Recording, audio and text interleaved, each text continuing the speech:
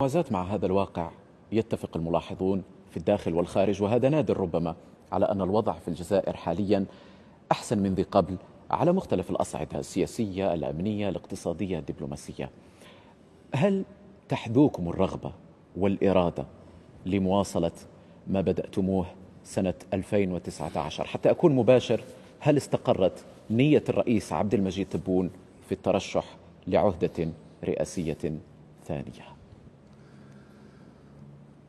أعتقد أن نزولا عند الرغبة نتاع كثير من الأحزاب والمنظمات السياسية وغير سياسية والشباب نتاعنا،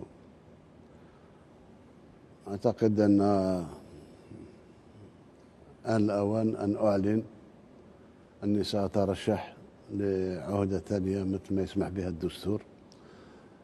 إذا الشعب قرر التزكية أهلا وسهلا، وإلا أنا كنت قمت بواجب، يعني من جزء من الواجب، واللي يجي يكمل الله يسهل.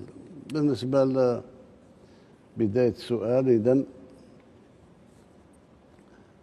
الانتصارات كلها كانت انتصارات نتاع الشعب، مش انتصارات نتاعي أنايا.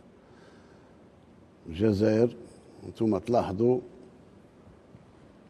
بدون ما ندير حوصلة، لأن مادام أعلنت رسميا عن الترشح نتاعي لعهدة ثانية تكون فيه لقاء ربما مع الصحافة للحوصلة، ولكن الخاص والعام يشهد أن المداخل تاع الدولة تقوات، أن النزيف اللي كان في الخزينة العمومية انتهى، أننا استرجعنا ما كان ممكن استرجاعه من أموال، ووزير العدالة أعطى أرقام ملايير الدولارات اللي استرجعناها.